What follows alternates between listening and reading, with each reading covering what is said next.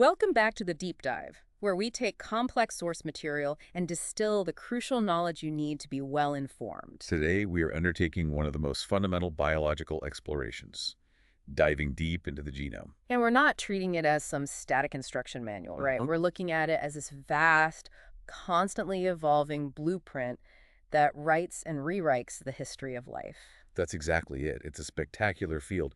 For most of scientific history, the genome, the complete genetic material of an organism was just an abstract concept. We couldn't really read it. Impossible to read. And it's only in the last few decades that we've developed the tools to actually sequence these blueprints. And in doing that, we've realized they're incredibly dynamic. Absolutely, driven by rearrangement, duplication, and all these ancient molecular mechanisms. So our mission today is to trace this revolution. We want to understand not just the composition and function of the genome, but the powerful evolutionary forces that have shaped it. And we have to start where modern biology really began, with the technological leaps that made this all possible. Centered around the Human Genome Project. Exactly. When you look at the technological acceleration here, it's genuinely breathtaking. The speed gains are just almost unbelievable. Our source material gives this stunning comparison. A highly productive lab in the 1980s could sequence, about 1,000 base pairs a day? 1,000 a day. And that was considered fast. But by the year 2000, during the HGP, major research centers were hitting 1,000 base pairs per second. Per second. That's a mind-boggling leap. And that's just the beginning. The current generation of automated sequencing machines, they can process nearly 35 million base pairs per second. Wow. This speed led directly to that profound when it comes to cost. Right. The economic shift is the real game changer here. I mean, the initial Human Genome Project took 13 years and cost up to $1 billion. $1 billion. And now? Fast forward to 2019, and the fastest machines could sequence the complete genomes of 48 people in under 2 days. And the cost per genome? Dropped below $1,000. That massive reduction changed genomics from, a massive government project into a daily clinical tool. That speed and cost drop allowed us to ditch the slow, older methods and widely adopt what's called the whole genome shotgun approach.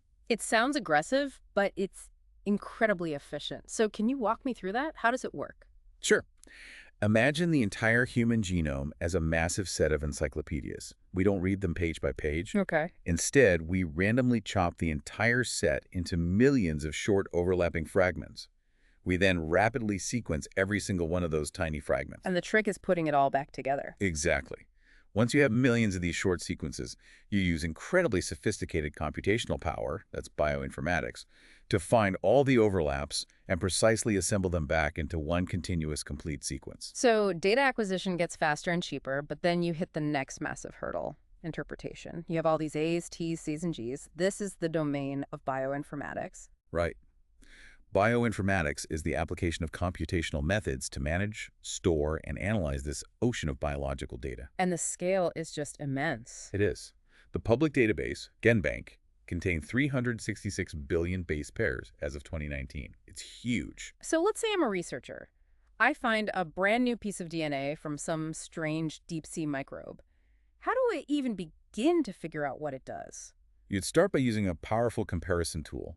Probably BLAST, the basic local alignment search tool. BLAST. You plug in your sequence, and BLAST instantly compares it against every known sequence in GenBank to find matches. This is fundamental to gene annotation. Which is the process of identifying genes and figuring out what they do. Predicting their likely functions, yes. Yeah. And it's a structured process. With layers of analysis. Precisely. First, a computer program scans the sequence looking for recognizable patterns. Like what? Start and stop codons, splicing sites for introns, promoter sequences that regulate transcription. It also looks for short sequences called ESTs, which tell you a region is actually being transcribed into RNA. Okay, so that's step one. Find the structure. What's next? The second step is comparison. The computer translates the predicted gene sequence into a predicted amino acid chain of protein. And then you compare that protein to others. Right. We compare it against known proteins from other species. We look for highly conserved functional segments, like something called the WD40 domain. And finding that gives you a clue. A very strong clue. That domain is a known molecular widget found in proteins across vast evolutionary distances. Finding it immediately suggests a role in cell signaling or regulation. And the third step, of course, is confirming it's actually expressed using a technique like RNA-seq. This ability to analyze the whole picture, it naturally led to systems biology. We shifted from studying one gene to studying the functional integration of all the genes. Which brought us proteomics, the study of the entire set of proteins, the proteome, and how they all interact. This view led to some astonishing discoveries, primarily through the ENCODE project. The Encyclopedia of DNA Elements. This is where the famous junk DNA controversy comes from, isn't it? Exactly. For decades, we knew less than 2% of the human genome codes for proteins. The assumption was that the rest was just evolutionary junk. But ENCODE found something very different. A shockwave is more like it. They discovered that while, yes, less than 2% codes for proteins, about 75% of the genome is transcribed into RNA at some point. 75%. And at least 80% has been assigned some kind of biochemical function. Wait, 80%? So what is all that non-coding DNA actually doing? It's complexity, Yeah. pure and simple. It's not coding for proteins, but it's doing the vast, detailed work of regulation. That 80% includes crucial regulatory sequences, enhancers, silencers, and vast networks of non-coding RNAs that control everything. So the genome is less like a simple book of instructions. And more like a complex, deeply cross-referenced operating system. And this systems approach has clear clinical applications. You see it in the Pan-Cancer Atlas. That's a perfect example. By using systems biology to analyze interacting genes across many cancer types, the atlas not only confirmed known cancer genes, but, more importantly, identified entirely new genetic targets for therapy. It's proof that this integrated view is essential. Okay, so moving on to the architecture of the genome itself, there's a massive distinction between simple and complex organisms. Right. Prokaryotes tend to have small, dense genomes, 1 to 6 megabases, very little non-coding space. But in eukaryotes, it's a whole different ballgame. Eukaryotic genomes are just much larger. Much larger. The human genome is 3,000 megabases. But what's fascinating is the lack of correlation between genome size, how complex an organism is, and its gene count. And this brings us to the gene number surprise. How is it that humans, with all our complexity, only have about 21,300 protein coding genes? A number that's surprisingly similar to the tiny nematode worm, C. elegans. It has 20,100 genes. How is that remotely possible, given our, neurological and physiological complexity? That's the central question. The human species gets significantly more bang for the buck out of its gene count. The key mechanism is alternative splicing. So it's not the number of genes, but the flexibility of the processing system after transcription. Exactly. A typical human gene has multiple exons, and it's estimated that 90% or more of these multi-exon genes are spliced in at least 2 different ways. Meaning one gene can make multiple different proteins? Multiple distinct functional polypeptides, yes. It exponentially increases the complexity of our proteome compared to that nematode. So if only 1.5% of our genome actually codes for proteins or essential RNAs, that means the vast 98.5% majority is non-coding. What makes up the rest? It's a mix. About 20% consists of introns within genes, and another 5% is those regulatory sequences we just talked about. And the rest? The rest is largely composed of relics and movers. You've got pseudogenes, which are non-functional former genes, and massive amounts of repetitive DNA. Which accounts for about 44% of the entire genome. And the dominant feature of that repetitive DNA is the transposable elements, or jumping genes. And these aren't just sitting there, they are dynamic. They absolutely are. We categorize them into 2 main types. The first are transposons, which move via a DNA intermediate. They use a cut and paste or copy and paste method. And the second type is more common in eukaryotes. Those are retrotransposons. They move using a copy of the element that has been transcribed into RNA.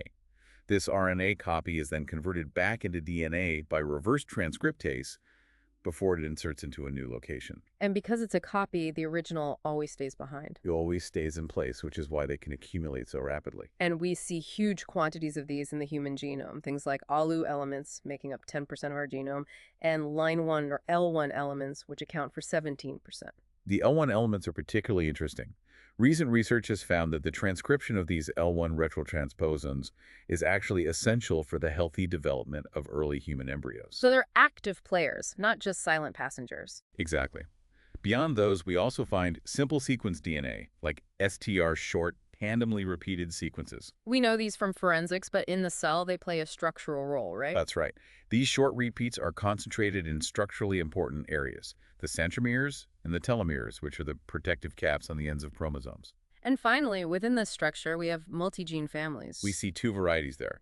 Identical genes like the RIA genes are clustered hundreds of times so the cell can rapidly make ribosomes. And non-identical ones. Like the globin gene families, alpha globin on chromosome 16 and beta globin on chromosome 11. They're related but distinct, specialized for different life stages. For example, the fetal form of hemoglobin has a higher affinity for oxygen than the adult form. The existence of those differentiated yet related globin genes sets the stage perfectly for understanding how genomes actually evolve. It's not just about simple point mutations. No, large-scale evolution often happens via major structural changes. One mechanism is polyploidy, getting an entire extra set of chromosomes from an accident in meiosis. Which is often lethal in animals. Very often.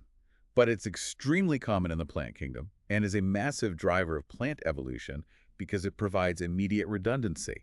One set of genes keeps the original function, while the duplicate set is free to mutate and diverge. Another powerful mechanism is massive chromosomal rearrangement, and we have a perfect example right in our own genetic lineage. We do. The comparison between human and chimpanzee genomes shows that human chromosome 2 resulted from a head-to-head fusion of two ancestral chimpanzee chromosomes. And you can actually see the evidence of that. You can map it. Human chromosome 2 has remnants of telomere sequences, the end caps, right in the middle, and an unused centromere. It shows the exact site of the ancient fusion. These rearrangements can isolate populations and really accelerate speciation. But the ultimate driver of diversity, you could argue, is gene duplication. Yes, often through errors like unequal crossing over during meiosis, where one chromosome ends up with an extra copy of a gene. And we see the legacy of this everywhere. Going back to the globins, it's believed a single ancestral globin gene duplicated and then diverged roughly 450 to 500 million years ago, leading to the early alpha and beta genes. Those then continue to duplicate and mutate. Creating the specialized cluster we have today. Right, each performing a related but distinct task. But this isn't just about specializing function. Sometimes it leads to completely novel functions, where a duplicate gene takes on a totally new role. It's astounding.